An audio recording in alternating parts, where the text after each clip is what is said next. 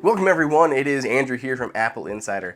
And after kind of being announced not that long ago, we finally are here with our full review of the Sonos Arc.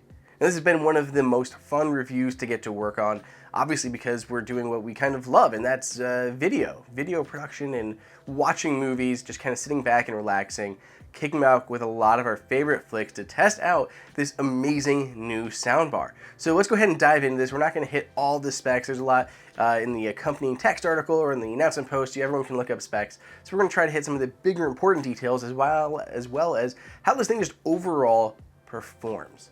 So getting into it, the Sonos Arc, this is a massive new soundbar. It is much larger than the Beam, which is sticking in the Sonos lineup, and it's replacing the Play Bar and the Play Base. Now this comes in about 10 inches larger than the Play Bar. It's now 45 inches wide, which means it's going to look best, it's going to look most at home in a TV that is 55 inches and larger. Though we're not going to shame you if you have a smaller TV than that and you want to listen to the Sonos Arc, it's going to work just fine.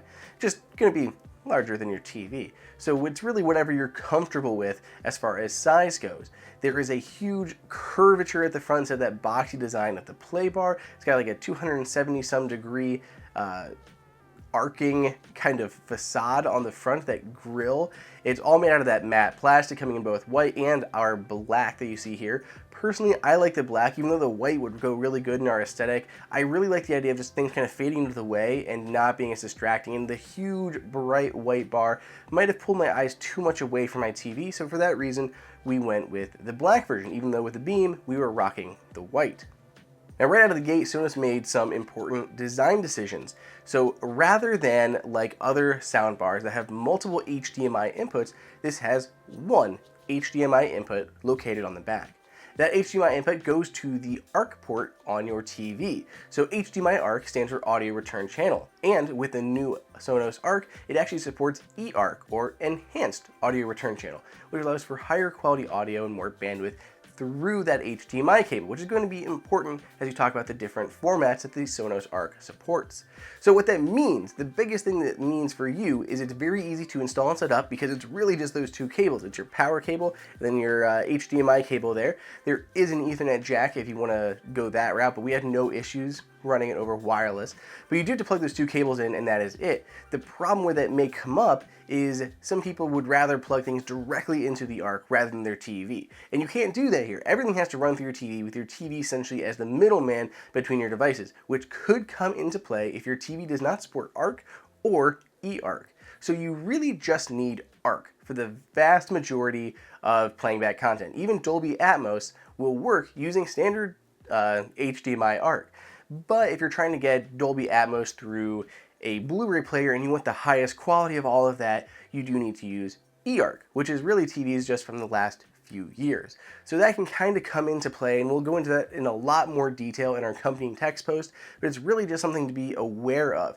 A lot of times Dolby Atmos is going to be just fine using just regular ARC, but eARC is needed for Dolby True HD formats, which is likely what's going to be coming out of your Blu-ray player for that lossless audio, that lossless Dolby Atmos. So if you want to go that route, you do need to make sure you have eARC. Otherwise, for most people, the standard HDMI ARC is going to work and it's going to get you that Dolby Atmos. There are a ton of streaming services that'll support Dolby Atmos rather than external Blu-ray players. Obviously the Apple TV app, Amazon Prime, Vudu, Disney+, Netflix, just to name kind of a few of the ones that are out there. So there's lots of different sources to get Dolby Atmos content from. Now, of course, if you're wondering what content you're looking at, that's always important as well. You can view it inside of the Sonos app, but you can also see when you're on that Now Playing screen if you are using Dolby Atmos. It'll be a big alert there, a big letting you know label that says you're watching Dolby Atmos content, if it is not already abundantly clear. So a few other neat tricks to get into before we get into the audio mix of all of this is, first, the soundbar is a little bit large. It's a little bit on the tall side, which could come to play, especially depending on what TV you have. They can be sitting very low profile, so this could block the IR ports on your TV. Fortunately, Sonos has a solution for this. It has a built-in IR repeater, and in our case, it worked just fine for us. It did block just the front of our TV, but we had no issues whatsoever using our remote, whether it was using the repeater or getting there some other way. It was working just fine. So we were happy in that regard. There's also a bright status light in the front. We were kind of annoyed by this, but fortunately, it actually is turn off. You can turn it off from the app, and it does dim based on the room. So it has an ambient light sensor, checks the brightness of the room, and then will adjust that light so it's not too bright and kind of too annoying at times. So that is definitely something you can control. There is built-in support for Google Assistant and Amazon Alexa, so you can control those, and it supports AirPlay 2 and HomeKit. So using AirPlay 2, you can use Siri to control this. You can turn the volume up or down just using your voice, access from HomePod, the Siri remote, whatever you want to do, but you can control the audio that way, as well as playing and pausing that content. The device will show in the Home app, and you can actually schedule it and do other things fun with it. So if you want to have like a party mix going on, you can say, hey, Apple Assistant, go ahead and play some party jams on my Sonos Arc in the living room. And it can do just that, turn the volume up, play, pause, builds it into scenes. So maybe at a certain time each day, you want to wake up to some amazing audio coming out of your living room, you can do that as well. So lots of nice stuff coming from both the personal assistants, you prefer those, and support for Apple's own HomeKit and AirPlay 2. Now, sound. This is why we're here. This is what we're kind of focusing on. So this still is a sound bar, but it is the most impressive sound bar that we have tested. They do not take Dolby Atmos lightly at all. It's actually incredible how well they got this to recreate a true Dolby Atmos setup with those ceiling mounted speakers. But of course, for a lot of people like me, that's just not in the cards. I am not running wires everywhere. I'm not building a house where I can build these things in from the beginning. There's wireless ones that are kind of iffy at best. It was just not something that I was going down that road. And I have tried other Sonos, or not Sonos, but other Atmos soundbars that have been just okay. They've been solid and it's been a good experience compared to actually installing the speakers, but they've not been great. And honestly, that's what the Sonos Arc is.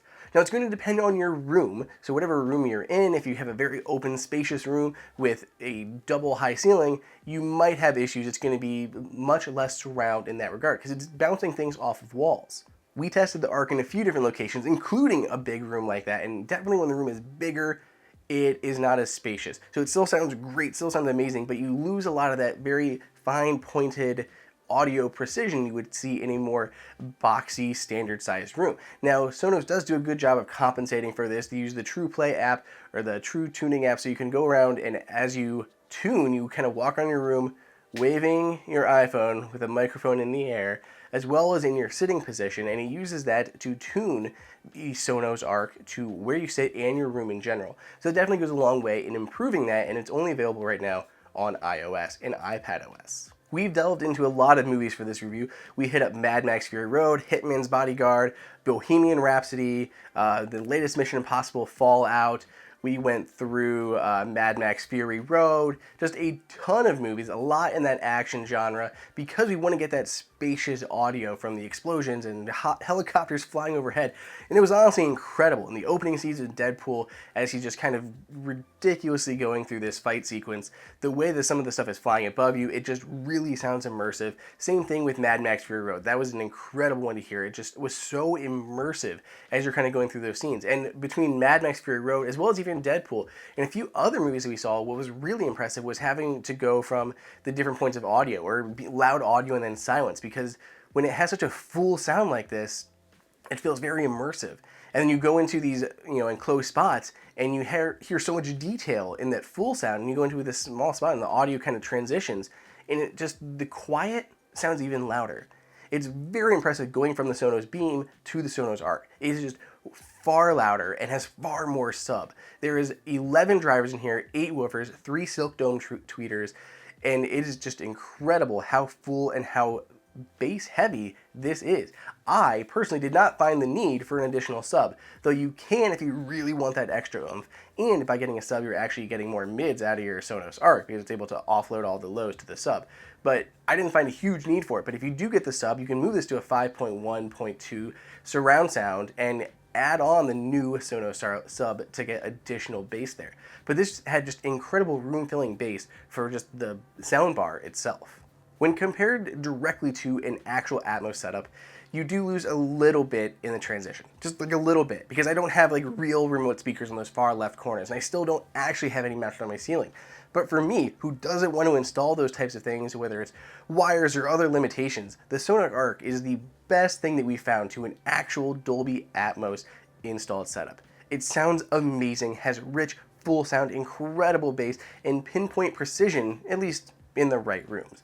If you want to grab the Sonos Arc, and honestly we highly recommend it, you can find the links down below in the description, but I want to hear what you guys think. Reach me over on Twitter at Andrew_OSU and let me know what you think of the Arc and what problems it has or what you love about it, and we can definitely continue that conversation. Hey everyone, did you guys like that video? Be sure to click on that like button so we can create content that we know that you guys want to see. And follow AppleInsider on all social media channels. If you want the best prices on any Apple gear, check out the AppleInsider price guide that is updated daily. And until next time, we'll see you later.